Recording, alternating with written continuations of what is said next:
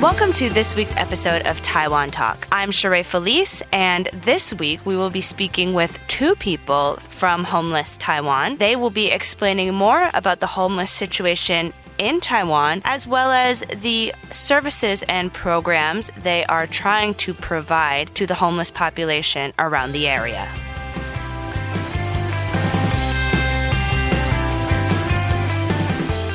Welcome to Taiwan Talk. Oh, okay. Hello, everybody. Yes, hello, hi. Sheree. Hi. Okay. What I wanted to do is discuss the homeless situation currently in Taiwan. So tell me, how big is the homeless population in Taipei? For just Taipei, I think it's around 700 to 800. If we include New Taipei City, that would be around 1,000. Okay. Yeah. Does Taipei have the highest homeless population in Taiwan, or are there more homeless in other cities? I think Taipei has the most population in Taiwan because usually homeless will gather around in the big city. There's more chance for work, and of course, there's more chance to get receive resource from other association or even from the government. Right. Where do they mostly congregate? I think mostly Taipei right now. You can see a lot of homeless around Taipei Main train station. That's the place where you can see a lot of homeless, and also around Longshan Temple. Yeah, I noticed that when I've gone to Longshan Temple and when I've gone to Taipei train station, I've noticed that those are really the only two places where I've ever seen homeless people. I found that weird because in New York City there's homeless people everywhere. So why do you think that most of the homeless people are in the west of Taipei and not in the east part? I think you still can see some homeless people in eastern part, but not so many. So you just need to look at the corners. But there's a reason for homeless people gathering in western side of the city. That's because, city usually developed from the river, right? Right. So, Western District is the root of Taipei. And so so it's been a long time that homeless people would gather there because at their first time they were not homeless. They were probably like a transporter or they're just factory workers or something. Right. But after they age, they're not able to work anymore and something bad happened, so they had to stay on the street. Because of the long history of homeless in Western District, so there's a lot of association helping out those people in need. And so it's easy for them to get the resource there and get help. And also, it's cheap to live there because compared to the meal price, like a bentong, I think for around Zhongzhen or Shan District, usually you need to spend like 150 bucks for a meal. Yeah, but there you can probably just need to spend like 50 or 60 for a meal. Okay. Yeah. So that makes more sense because it's much cheaper in that district. Okay. And also there's another very important reason. That is, I think in the New York City, most homeless people, they don't have a job. So right. You can see it begging there. But it's very different in Taipei, or you can say that it's very different in Taiwan. Because according to the report that I think Taiwan have a report every 5 years to announce the homeless population. Every 10 years. Sorry, it's every 10 years. So according to the last report, I think it's published in 2012, I think, 2012 or 2013. At that time, it is said that around 70 to 80% of homeless they have jobs, but it's not permanent jobs. What kind of jobs do they have? It's like, for instance, like holding the cardboard. Okay, collecting cardboard. Yes, collecting cardboard is one of them. But Okay. you can see some people will holding advertisement for real estate. Advertisements for what? For the real estate. For real estate. Okay. Yeah. So they were standing by the road. Right. Yeah. So those some homeless people. That's probably the most popular job among homeless people. Okay. Yeah. So for those companies, they need this kind of resource, like just not permanent working power, just like day labor or something. They will go to Longshan Temple and find people there. So for them to stay in that area, it's easier for them to get a day job. To find work. Okay, that makes more sense. Right. Because if people need day laborers, they'll just go to Taipei train station or Longshan Temple and find laborers there, right? That's what you're saying? Okay. Well, that makes sense. So my mom is from Taiwan, but I grew up in the United States. And I guess what's weird for me is that I find that in Taiwan, most of the homeless people are in their 50s, 60s, 70s, even 80s. And in New York, they are all ages, young, old, everything. So I guess I was just wondering, why are there so many older homeless people and not many younger homeless people? I think like the cost of forming the homeless population in New York City is very different from here in Taiwan. So our homeless population is mostly senior citizens, or they just not competitive in the job market anymore. So they don't have a lot of chance to get a permanent job.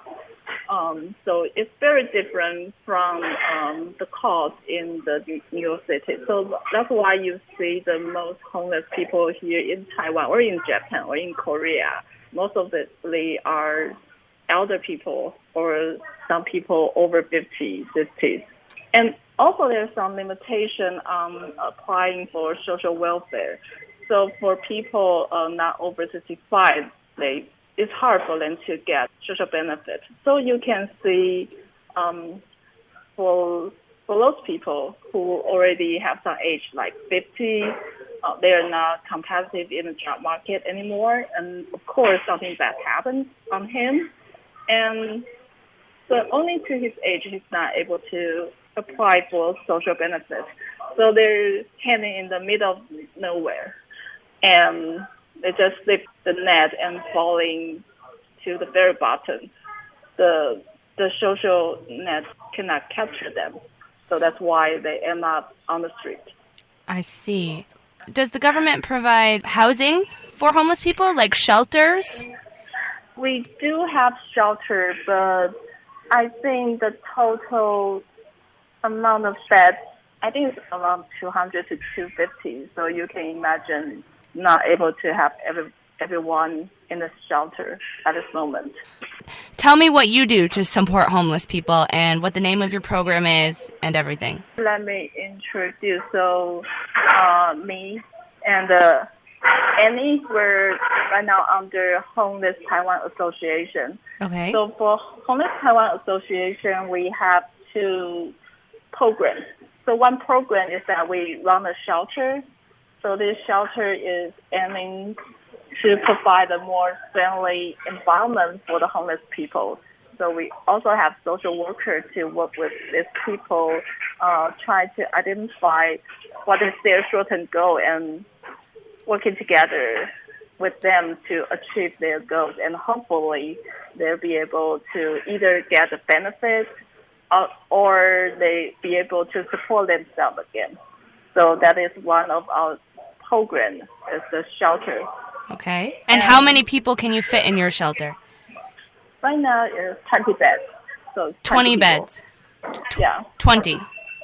Yes, we're a very small Right. association. Yeah. Okay. But being small is also could be good because if you have a very big shelter, your neighbor will aware of this immediately. So for them, it is like something I don't want to hear. But we're more like a more small shelter. So for instance, we rent an apartment which be able to stay in 10 people. So for our neighbor, we probably just feel like another family or something. So not so noticeable in the neighbor. Also, it is good to have a small shelter because it's hard to have 100 people. They get along well. It's very tough. But for 10 people or even smaller groups, it would be easier. So what is the other program that you provide? Right now, we also have another program which was founded by me. So It was founded by you. Yeah. Okay. And have a walking tour. So A walking tour. Our tour guides are all homeless people or ex-homeless people. Wow. So tell me about that. How did you start this, and how did you find homeless people to participate? I think for us it's not that hard because we already have shelter service, so we have social workers. We have some great connection with other association or organization which provide service to homeless people. So they will refer us the candidates who are more suitable for being a tour guide. And this program is actually started in 2013. So at the time, I went to London, and in London, there's a walking tour called Unseen Tour. So Unseen it's Tour. Okay. Yeah. So I joined their tours and find it very inspiring because before that, I never get in touch with homeless people before. And after I joined it too, I found, homeless is very different from I used to think they are. So I just wonder maybe I could start the same thing here in Taipei, and I have a chance to talk to Homeless Taiwan. So I founded this program under Homeless Taiwan Association. Our first tour was launched in 2014. It's been a year training to have our candidates become a real tour guide. Yeah. Was the Unseen Tour in London, was that run by homeless people as well? Their tour guides are homeless people or ex-homeless people. At that time, they were running by a group of volunteers. I see. Yeah. So tell me, how many you said you have how many tour guides currently? Right now we have the active tour guide is 2 right now. You have 2 tour guides. And what qualifications did they have to be able to become tour guides? We will just make sure that he's able to form an interesting tour which connects his life experience with this place and be able to tell the different perspectives. And of course, we would do multiple practice to make sure that he's comfortable to express himself in front of a group of people.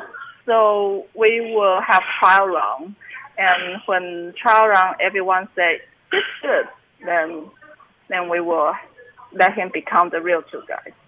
And where are some of the places that these tour guides bring people? What are some things that, if I were to use them as a tour guide, what are some things that I would see with them that I wouldn't see with a regular tour guide? So right now we have 2 active tour guides, and another one is in training right now. So for currently the active tour guides, one of them have deep connection with Simon. Do you know Simon? Yes, Simon, yeah. Yeah. So he used to be a tailor. A tailor. And he once owned a tailor store in Simon. and he will show you that before ready to wear is popular, everyone needs to go to the tailor shop to tailor their clothes, right? It's called the Tailor Shop Street, and his store was one of them. And also he would show you the place where he earned some money and put it into the stock market. And it was like, it's a little bit like the big depression in the 20s. Everything goes up, so everyone wants to put their money in the stock market, and suddenly it declines. I remember it's like for 10,000 points. Okay. To 2,000. So a lot of his money gone. And so when you're walking along with him, you'll be able to see what Simon was like during the 80s. That's in his prime time.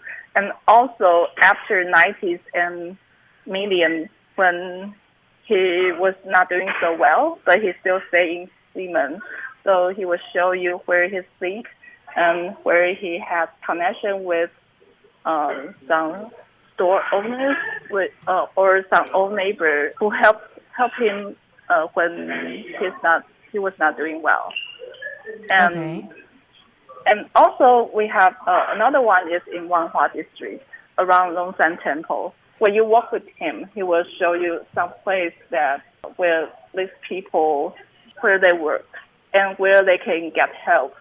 And yeah, so it's like when you walk along with him, you also be able to step on his footprints, knowing that where he's been to. So how popular are these tours? Are there a lot of people that are going on them every day, or are there more people in the summer or more people in the winter? I think for now, we have some open booking like every other week, once for every tour guide.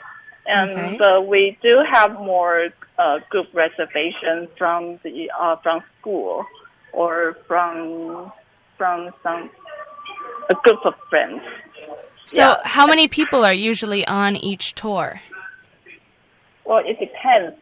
If it's a group reservation from schools, usually it would be something like 20 or 30 or so. Yeah. But we still can do tour for smaller group. For instance, like 5 people. Okay. Still can book our tour. And how much does the tour cost for an hour? Our walking tour is 2-hour walking tour, so it's going to cost $400 per person. Okay. Yeah. Okay. Tell me, what is your ultimate goal with this program? What do you hope to accomplish with it? At the very first time, I'm thinking of start this program. I know it's not going to provide a lot of jobs because it's tough. It's hard to be a tour guide. It's hard to be able to speak comfortably in front of a group of people. I think for us, that even for a lot of people, that is a big challenge. So imagine for homeless people, they be able to build up their self-respect and be able to stand in front of a group of people to talk about himself. That is very tough. So I don't think it will provide a lot of job opportunities, probably like 3 or 5 or so. But I think this as a communication with the society. Because before that, I remember like 5 or 6 years ago when I read some local forum on the internet, I could see some really hate comments from the local people because they just don't understand what they have been through and what is their real what do they don't understand them. They usually try to avoid them and think that they are lazy or dirty, not go. They just give out themselves. Yeah, there's a big stigma against them. Yeah, but I would say that was just a part of them, because there are so many people, so many homeless people you cannot recognize from their look. They just look like normal people. Yeah. So we even have a project like, took photos of several people and ask people, do you think this one is homeless, or do you think this one is homeless? Mm-hmm. And we do that in public speech, and in many occasions. And we found that a lot of people cannot recognize the real homeless people. They only can recognize those, have the very obvious look. But many homeless people, they just look like normal people. Of course. Yeah. Well, so before that, there's not a lot of resource invest in homeless, because they think they don't worth it. Yeah. But I think this adds a communication to the society, to let them know what they really are. They're a composition of all faces. There are some people you don't recognize, but they're still part of this homeless society, and they need help. Yeah. Right. Well, I really am excited to go on one of the Hidden Taipei tours. And if anybody wants to book a tour of Hidden Taipei, where should they go? They could go to www.hidden.taipei.org. Okay. And they can find out tours. All right. So you hear that, everybody? www.hidden.taipei.org if you want to check out one of these amazing tours and see a side of the city that you've never seen before. Okay, well, thank you, Cyndi, and thank you, Annie. I hope you have a great day, and good luck with everything.